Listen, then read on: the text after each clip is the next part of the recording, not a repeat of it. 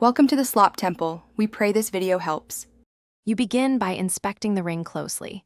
You want to see which links move and which are fixed because that determines your first moves. Once done, set the ring on a flat surface with your reference mark facing you and use a magnifier to catch tiny gaps. Use a thin tweezer to probe any seam gently and press lightly at the marked joint to feel for give. This reveals the initial release path you must follow before forcing anything. You now focus on the central link. Apply gentle alternating pressure to opposite sides while watching the reference mark so you can detect tiny relative shifts. As you press, rotate the ring in 90 degrees increments to let internal parts settle differently. This changes alignment and exposes hidden clearances.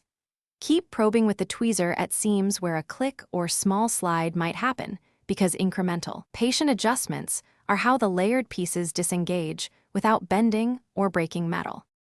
You finish by gently sliding any disengaged piece free after the click, guiding parts along the same clearances you discovered earlier so nothing binds.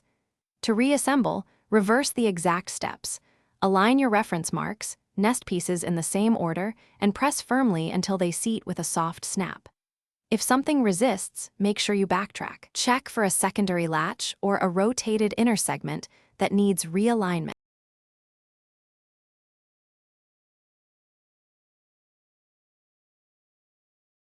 Thanks for watching. Consider subscribing if we helped you.